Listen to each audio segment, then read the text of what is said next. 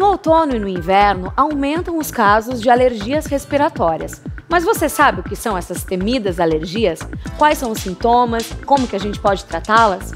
O Sempre Bem foi atrás para saber todos os detalhes sobre esse assunto para que você possa se prevenir buscando uma vida mais saudável. Quer ver? Então assiste aí!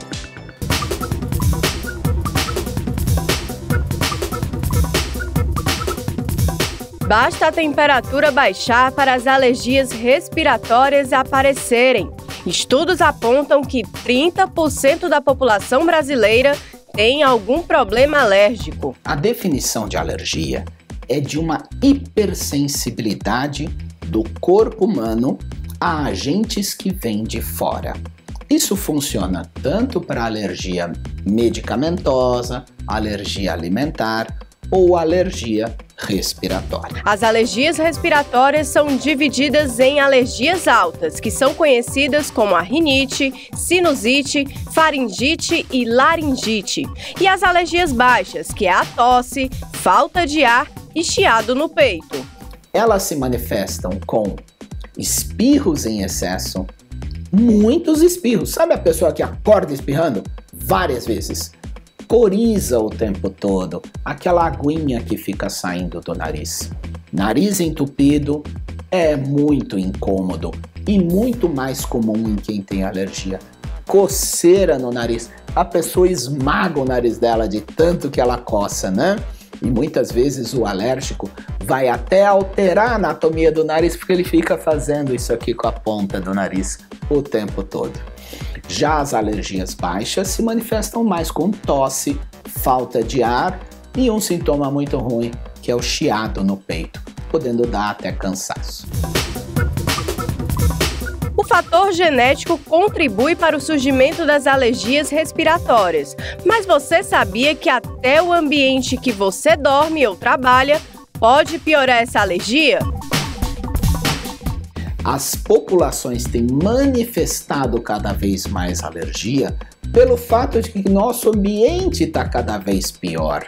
Nas cidades grandes, os prédios já não têm janelas, todos trabalham com ar-condicionado.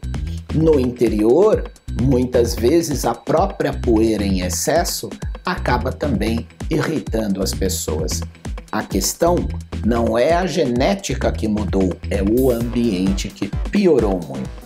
Por isso, não pode deixar de lado aqueles espirros constantes. O ideal é realizar um tratamento. Existem, então, dois grupos de tratamentos para as alergias respiratórias: os tratamentos da crise e os tratamentos de prevenção de crise. O mais comum é que as pessoas tratam só as crises. Ela tá ruim? Toma um remedinho, depois fica ruim de novo e vai repetindo isso ao longo da vida. O tratamento de crise pode ser feito então com a irrigação do soro fisiológico no nariz. É possível usar os antialérgicos via oral, os descongestionantes também. Alguns casos mais graves se usa os corticoides. As alergias respiratórias muitas vezes são menosprezadas pelas pessoas. A pessoa fala, é só uma rinite, não tem problema. Isso não é verdade.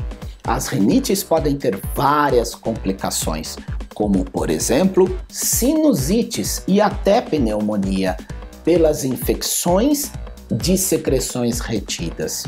As pessoas que têm rinite crônica muitas vezes têm um sono ruim e durante o dia não desenvolvem bem no trabalho.